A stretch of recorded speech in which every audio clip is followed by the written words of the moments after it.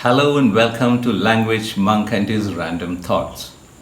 നമ്മൾ മലയാളത്തിൽ ഒരു കാര്യം നടക്കാൻ സാധ്യതയുണ്ട്, അല്ലെങ്കിൽ ഭൂതകാലത്തിൽ സാധ്യത ഉണ്ടായിരുന്നു, അങ്ങനെയുള്ളപ്പോൾ നമ്മൾ പറയും അത് ചെയ്യാൻ എനിക്ക് സാധിച്ചിരുന്നെങ്കിൽ ഞാൻ ഇന്നമാതിരിയാകുമായിരുന്നു, അല്ലെങ്കിൽ എൻ്റെ ചെറുപ്പകാലത്ത് എനിക്കിങ്ങനെ ചെയ്യാൻ പറ്റിയിരുന്നെങ്കിൽ ഞാൻ ഇങ്ങനെയൊക്കെ ആയേനെ. ഇതിന് ഇംഗ്ലീഷിൽ ഉപയോഗിക്കുന്ന വാക്കാണ് ഇഫ്. അതായത് സാധ്യതകളുണ്ട്, ഉറപ്പില്ല, അങ്ങനെയുള്ള കാര്യങ്ങളിൽ ഉപയോഗിക്കുന്നതാണ് ഇഫ്. ആ ഇഫിൽ തന്നെ 4 വിധത്തിലുള്ള കണ്ടീഷൻസ് ഉണ്ട്. കണ്ടീഷണൽസ് പറയും, zero conditional, first, second, third, അങ്ങനെ 4 വിധത്തിലുള്ള കണ്ടീഷണൽസ് ഉണ്ട്. അത് നടത്താൻ സാധ്യതയുള്ളത്, സാധ്യത ഇല്ലാത്തത്, പിന്നെ ട്രൂത്ത് ആയിട്ടുള്ളത്, അതായത് എല്ലാവർക്കും അറിയുന്നത്, ഇങ്ങനെ പലതിനും പല കണ്ടീഷൻസും ഉണ്ട്. പക്ഷെ നമ്മളിവിടെ പഠിക്കുന്നത് കമ്മ്യൂണിക്കേഷൻ ഇംഗ്ലീഷാണ്. So for communication English we need to know just the normal use of if in communication English. We are not going to write novels or classics right now, that will come later.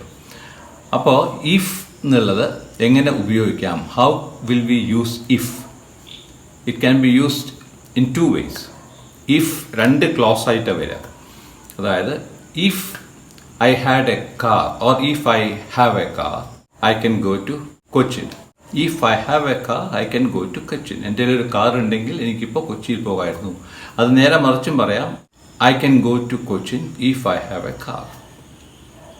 So ഇഫിൻ്റെ പല വിധത്തിലുള്ള ഉപയോഗങ്ങൾ നമുക്കൊന്ന് നോക്കാം.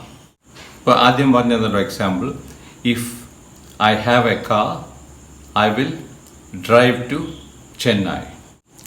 I will drive to Chennai if I have a car. രണ്ടും ഒരേ meaning ആണ്, same words ആണ്. പക്ഷേ ഇഫ് അടങ്ങുന്ന ക്ലോസ് ഒന്ന്, if I have a car. Next clause, then I will go to Chennai. അപ്പോൾ I will go to Chennai എന്നുള്ളതാണ് അതിൽ മെയിൻ ക്ലോസ്. ഇഫ് എന്നുള്ള clause is a subclause. But if you say if I have a car, then I can go to Chennai എന്ന് പറയുമ്പോൾ if I have a car കഴിഞ്ഞാൽ ഒരു comma വരും. If I have a car, comma, then I can go to Chennai. Or then ആവശ്യമില്ല, if I have a car, I can go to Chennai. But when you write I can go to Chennai if I have a car, അവിടെ comma വരില്ല. That's only difference. So just remember that.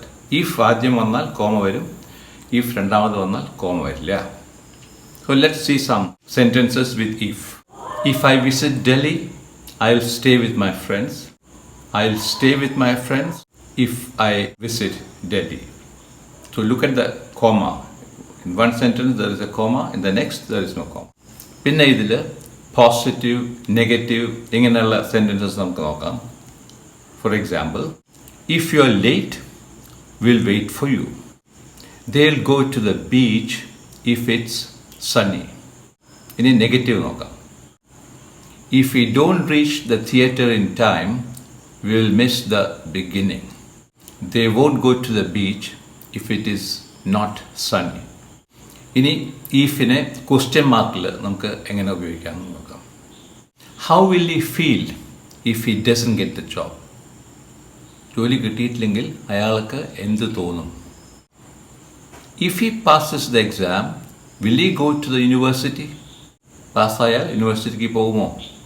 ഇനി Eiffel will എന്ന കൂടാണ്ട്, അല്ലെങ്കിൽ verbs കൂടാണ്ട് models പറഞ്ഞാൽ may, might, could, can, ഇങ്ങനത്തെ കാര്യങ്ങൾ ഇഫിൽ എങ്ങനെ ഉപയോഗിക്കാം നോക്കാം. We might be late if the shops are busy. ഷോപ്പിൽ തിരക്ക് കൂടുകയാണെങ്കിൽ നമ്മൾ ലേറ്റ് ആവും. If I feel unwell tomorrow, I may stay home. നാളെ സുഖമില്ലാണ്ട് തോന്നുകയാണെങ്കിൽ ഞാൻ വീട്ടിലിരിക്കും. You shouldn't use the kettle if it is not working properly.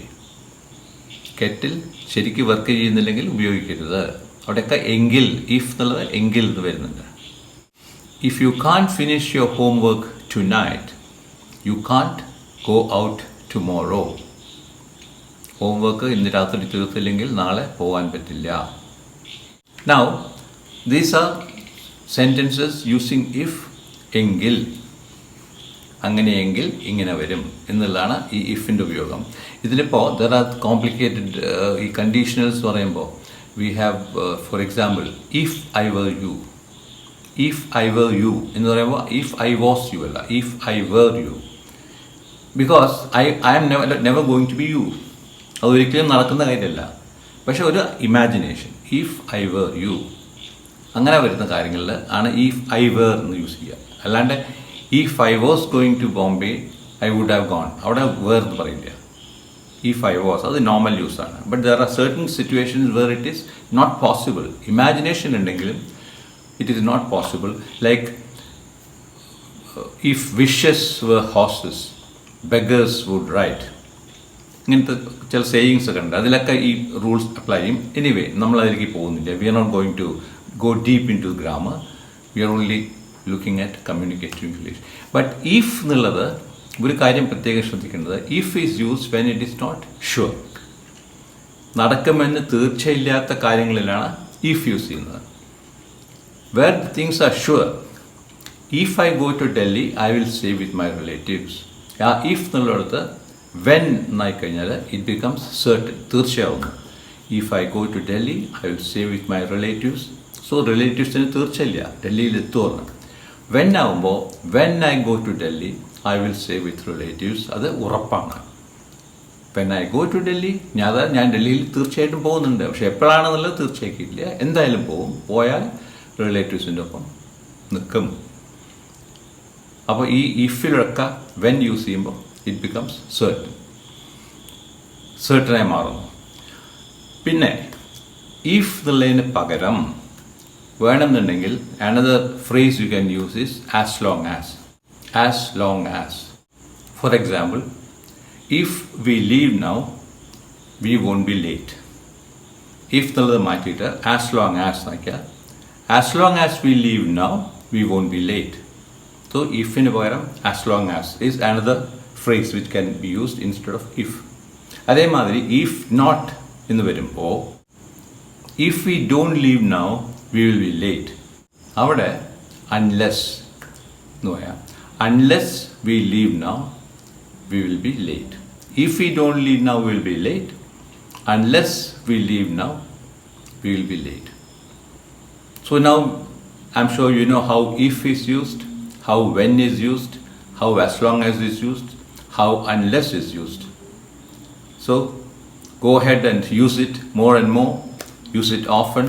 Till next time, as always, wear your mask. Keep washing your hands frequently with soap. Keep a safe social distance. Stay safe, stay healthy, stay fit, and keep smiling. Bye.